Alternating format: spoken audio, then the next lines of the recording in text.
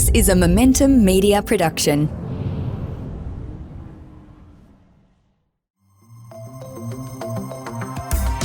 Welcome to the Smart Property Investment Show, the podcast by investors for investors. Hello and welcome to a brand new episode of the Smart Property Investment Show. I'm Grace Ormsby coming to you on this public holiday. It is Anzac Day. So we're coming to you with a little bit of a different episode. Some of my colleagues here on the mortgage and broker channels at Momentum Media, which are our sister sites, The Advisor and Mortgage Business, have recently taken a deep dive onto the topic of interest rates, a very front of mind topic at the moment for us all. We're paying a lot of attention to this. They're also looking into that about refinancing, what that actually means for Australians and investors particularly. And they also talk about some of the changes to the new home guarantee, which some of you may know better as the First Home Loan Deposit Scheme. It's an absolute pleasure to introduce you all to Momentum Media Director Alex Whitlock, the editor of Mortgages Annie Kane, and news editor Sarah Simpkins. There are some familiar names in there for those of you who probably have been long-time listeners of the Smart Property Investment Show. It is a great conversation and very timely analysis of what's going on from that financial point of view. I hope you all get something out of it. If you do have any questions, like always, don't hesitate to reach out, editor@smartpropertyinvestment.com.au. Enjoy. Mortgage Business Uncut, your weekly analysis of the biggest themes shaping the Australian mortgages market. Welcome back. Thanks for tuning in. Good to have you with us. Annie, Sarah and Alex with you this morning. Guys, how you going? Good, thanks. Yeah. How was your Easter? My Easter was very pleasant, warm and sunny, and to a large degree is still continuing because I'm on holiday again tomorrow for several days. We've got friends over from the UK. So, yeah, it's been a nice Easter weekend and looking forward to a few more days off. Well, nice. Well, I'm glad we've grabbed you before you go off on leave, in between leaves. And Sarah, you were on holiday as well, obviously, for the long weekend, Easter weekend. Did you get up to anything fun? Really didn't do that much. Probably ate too much, drank too much. Some of my family came down from Brisbane as well, so it was lovely to see them. And yeah, like Alex is lapping up the sunshine, which is such a rarity now in Sydney. Yeah. I went to the beach like 2 days in a row and obviously got burnt because my skin is just not used to it, even though I was sun safe, but still managed to get burnt. But yeah, I just didn't care because I was like, it's so nice having the sun on your skin. But anyway, looking forward to this week, a short week, and next week, a short week with Anzac Day. There you go. I'll tell you what, it's been a short weekend for the property market. Interestingly, I haven't had the core data figures through. I usually get them through on a Sunday to let me know what's happened with the auctions.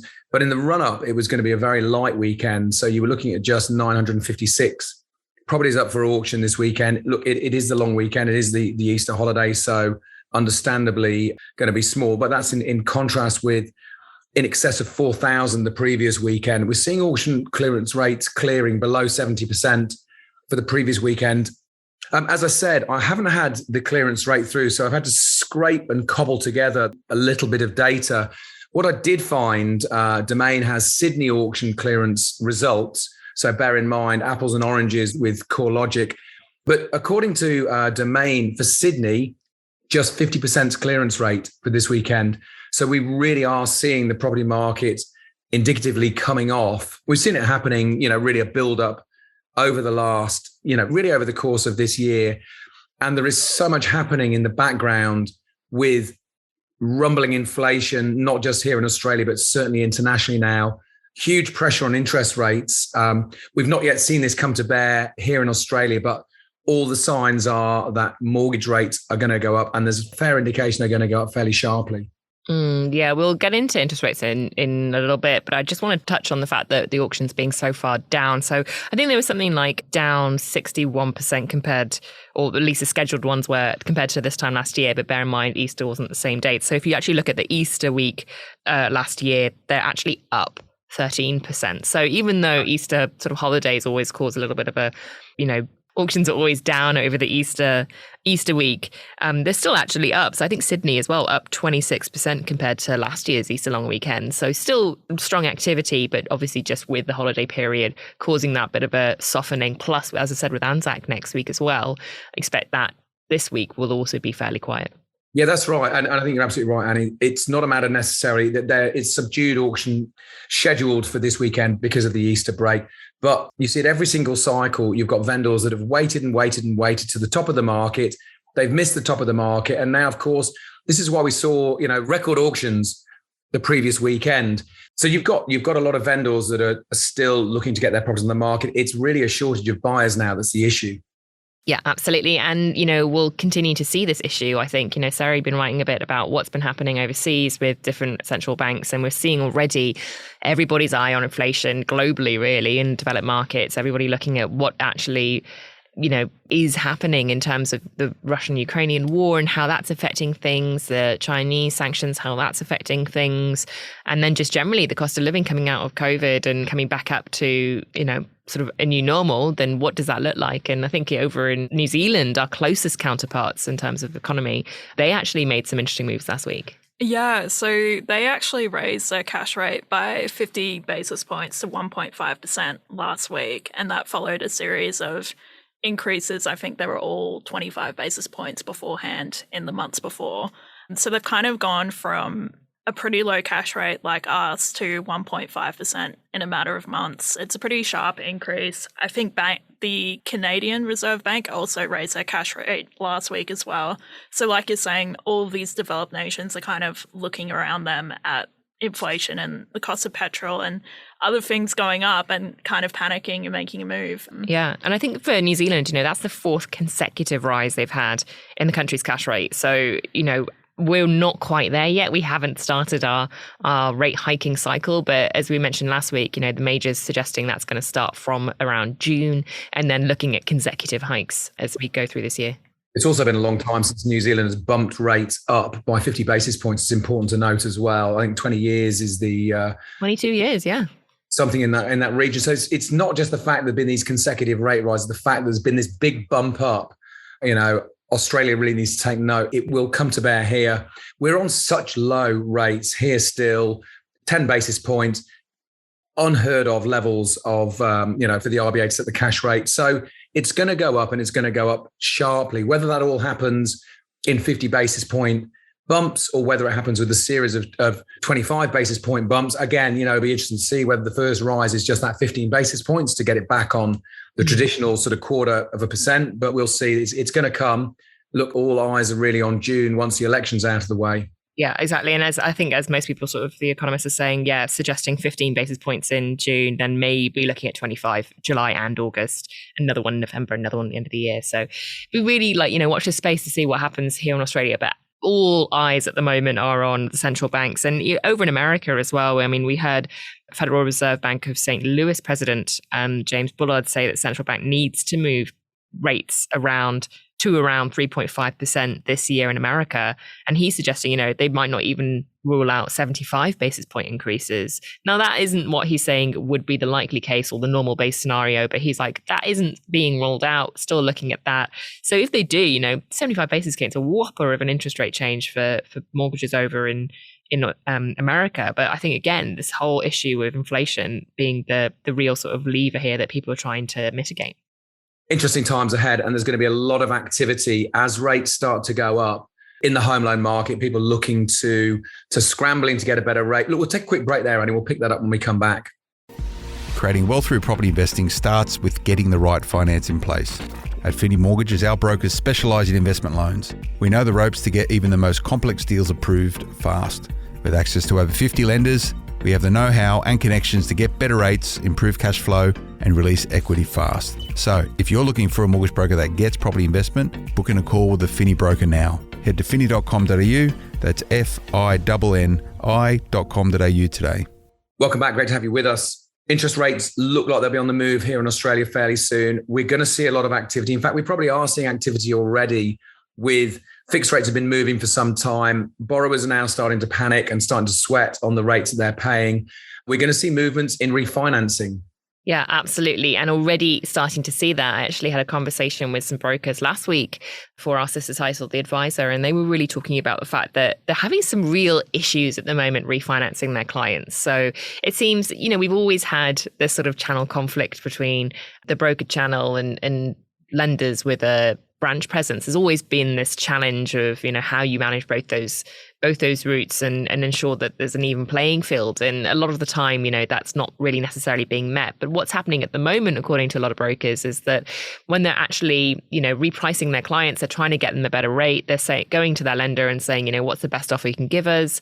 They're finding that it's not competitive or it's not in the best interest of their client. So then they're going through the refinance process, they're discharging their loan. And at that stage, then the retention team, the lenders, are calling the client directly and saying, oh, please don't leave us. Here's a discount on your interest rate and maybe some cash back too, like, $2,000, $3,000.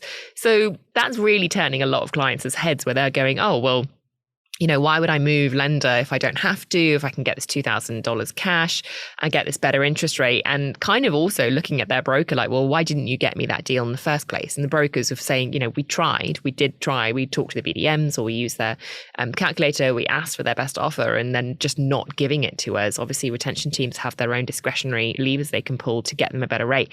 So that's causing a lot of headaches for not only brokers who are spending time and effort and money really in doing all this work. Some brokers suggesting it takes about 14, 15 hours to do that whole process, costs them around $1,500 once you sort of add in everyone's time who went into that, let alone the costs to the borrower, their time, and also things like valuations, getting a new loan application submitted with a lender, obviously their credit file gets hit. So all of that causing a massive headache only for the client to be like, well, actually, I'll just stay here.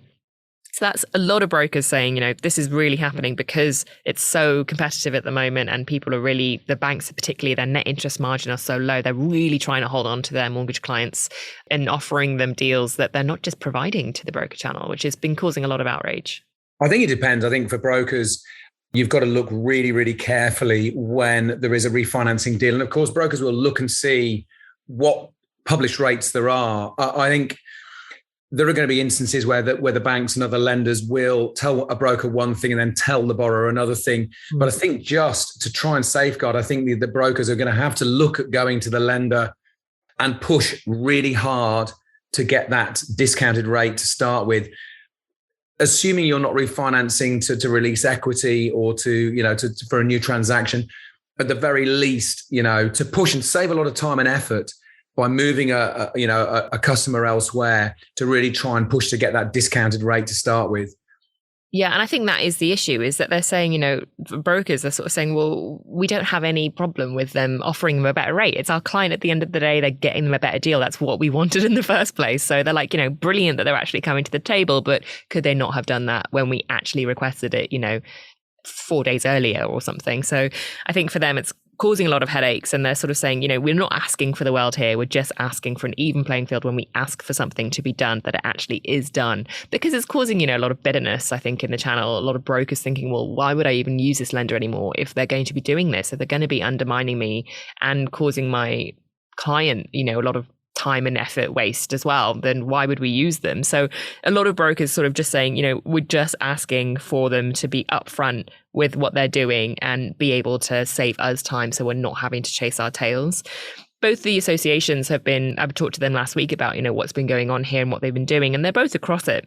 Mike Felton from the MAAA, the CEO, was saying that he's actually been talking to Treasury around this issue because it's already one of several issues that's been going on in the discharges. As we know from the home loan price inquiry that was done a couple of years ago by the ACCC, they suggested that discharges should be at a maximum 10 days before they're released by the lenders. So they recommended that in order to save a lot of headaches and the sort of, real scrap, I suppose, right at the end of a discharge, that just be limited to 10 business days. And that still hasn't happened. We haven't seen that actually. We haven't even seen the government response from that report yet. So there's still a lot of work that needs to be done in this area. And the MAAA said, well, we are talking to Treasury around this issue, as well as around the time that it takes for discharges to be completed and a whole host of other issues. Similarly, FBAA Managing Director Peter White was very sort of, hot under the color about it, being like, this is so annoying. We have this issue all the time, and whenever it gets busy, the channel conflict issues rear their heads again, and they get much worse and much more competitive and brutal, really, for the broker channel. So he was sort of really holding no punches back, and sort of talking about his real sort of anger, I suppose, at what's been happening here, and saying, yeah, again, they'll be talking to ministers now we're in this election period, not only on clawback and what they think about, reducing clawback and trying to get that more appropriately aligned to a broker behavior, but actually also looking at this discharge issue too. Yeah, there's so little, or I say so little, there is a slowing of new business coming in. So it's really about recycling or retaining the businesses out there. And lenders are going to hang on to, they don't want to see their book running off. But you've got to remember that the channel is what brings in the lion's share of business to you as a lender. So you've got to be very careful how you treat brokers, when you can't just expect business to be brought to your bank when it's new business, when you're undercutting brokers and going direct to client when there's a genuine refinance. So yeah, it's going to be interesting times. It'll be interesting to see which lenders behave the right way and which ones don't. Absolutely. And I think that's it, is that people are sort of saying it's so short-sighted. Like, there's going to be always deals coming through the door. But if you're sort of really burning brokers this way, they're just going to stop sending it, because it's like, well, much of a muchness in market, you can look at your best interest, you're looking at the lenders that are out there. If you can get a better deal elsewhere, then you probably would go elsewhere if you know you're not going to have this issue. Let's take a quick break there. Back in a couple of minutes. Welcome back. Good to have you back again. We are, of course, in election mode here. Both sides of politics gearing up, looking to appease to voters. Clearly, one of the key areas is going to be in the first-time buyers getting into the market. Sarah, what is it that the coalition is offering at the moment to incentivise voters to stick with them?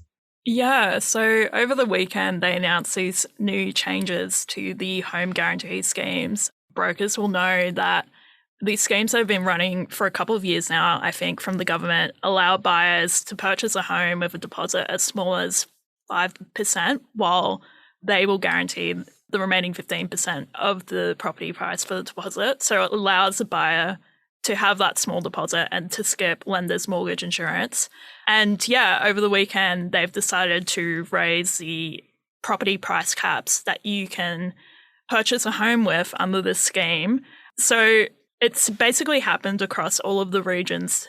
The price increases seem to be around in the range of $100,000 to $150,000. So, for example, in New South Wales, for Sydney and for regional centres, you can now buy a home up to $900,000, and that's increased from the previous price cap of $800,000. So it's pretty sizable, and it's coming into force from July. So it's definitely an election play for the government. And it's also come after they expanded that home guarantee scheme in the budget as well. So they more than doubled the places available under the schemes to 50,000 places a year. It was somewhere around 20,000, I think, before. So yeah, pretty big changes there. And I think that is a key criticism that they had, was that, especially in Sydney, trying to find a house that was $800,000 for a first home borrower was actually pretty difficult. Like, if you were looking sort of anywhere within an hour and a half commute to the city centre, finding a home under $800,000 would be really hard. So I think actually having that $900,000 increase is really keeping reflective of what the market's doing and what prices are like here. I mean, now the median price in Sydney is over $1.1 million. So that's median, obviously, not average, but I think generally, like, we're seeing a lot of people just saying, well, what kind of property are we meant to be buying with this, because we can't find anything. So having that $900,000 will definitely enable, I think, a lot more people be able to find property more easily. I think the other thing that's interesting too about this, there's a really big focus, it seems, on regional centres. So, for example, they talk about, these changes being applied in Newcastle and Illawarra and Geelong and the Gold Coast and Sunshine Coast. And that's in addition to them introducing a new guarantee scheme specifically for regional home buyers. And that includes non-first home buyers as well. So it's really open to anyone who's eligible to that.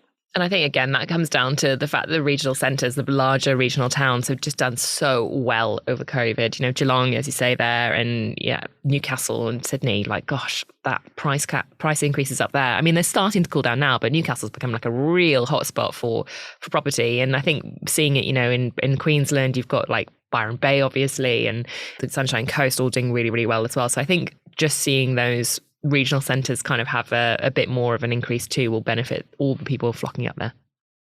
Anthony Albanese and Labor as well have had a big focus on the regional centres as well. Obviously, they had their own version of a regional buyer scheme that they proposed before the Liberal Party announce their new scheme in the budget.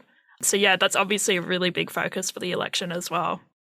And now we've got Sydney median house price, $1.6 million. So if you think that $900,000 is, just now being increasing to that by July, I mean, hopefully that will help a lot more people get onto market. But, not buying the home of their dreams necessarily, but the first home, getting their foot onto the property ladder and hopefully being able to get a bit closer into the city as well, because living out in, the Blue Mountains isn't really a great commuting distance. Yeah, absolutely. You're struggling to get anything, any kind of house for really less than sort of 1.2 million anywhere. So you're really looking at, even with the increase, you're still really looking at units or being a huge commute away. But you know what? It's good. Look, it's good to see there's been an increase. Still very, very tough to get into the Sydney market. Absolutely. And I think we'll expect to see more about, what's happening for renters and support out there as well as we continue on the 5-week campaign now and trying to keep track of where we are on dates. But yeah, so heading up to federal election, expecting to see more sort of, initiatives like this announced and more support announced. Obviously, we mentioned it briefly last week, but the Albanese gotcha question by journalists around economic stats didn't really help their cause around, not necessarily being able to recall the unemployment rate or the cash rate to hand.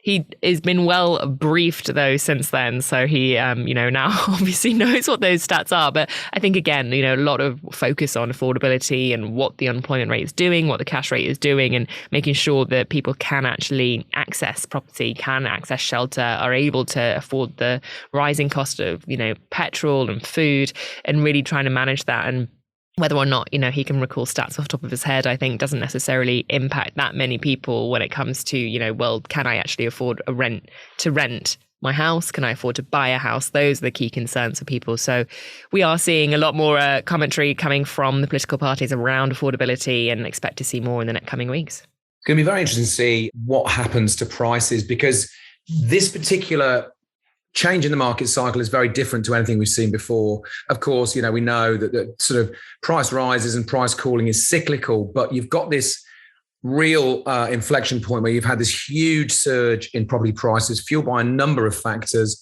but one of them being the low interest rates. You've now got this surge in inflation. We haven't seen interest rate hikes here yet, but they are going to come. And it's going to be interesting to see how that impacts, particularly those who bought at the top of the market, because you had a huge surge really last year, and you saw growth of something in the region of about 33% in Sydney last year, and similar sort of gains or sort of big gains across many of the other capital cities. So it's going to be interesting to see how far from that, certainly in Sydney, the 1.6 million, how far off that comes this time round as more expensive housing finance starts to bite into the wallet.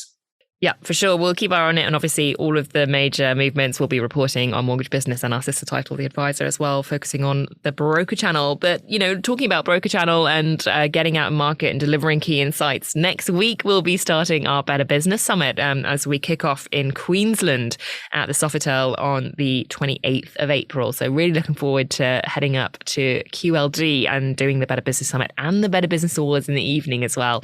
I think we pretty much already have a full house for Queensland. But if you haven't yet booked your ticket, then make sure you do for both the summit and the awards, and come and say hello to all of us. We'll be there and we'll be talking to our leading thought leaders, our industry experts around cybersecurity, technology, innovation, what's happening in the home loan market, and then in the evening celebrating the best of the best in the Queensland state.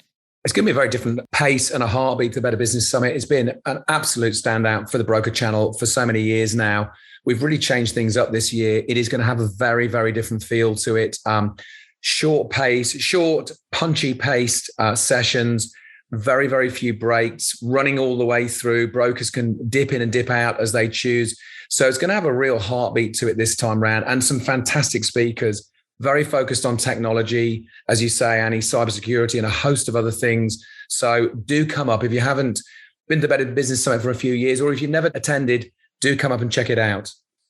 Yep. So Queensland will be on the 28th, Thursday 28th, and then it's pretty much Thursdays after that. So on the 5th of May, we'll be in Sydney at the Randwick Racecourse in the new conference centre they have there. We'll be in Adelaide on the 12th of May. We'll be in Perth on the 19th. And then we've got a little bit of a break until we finish off in Melbourne on the 2nd of June. So really looking forward to all of those Better Business Summits and Better Business Awards and getting back on the road. I haven't been to Victoria for pretty much since the Better Business 2020 that we did. That was right on the cusp of pre-lockdown for the first COVID wave. So I'm really looking forward to heading back to Victoria as well. Can't wait.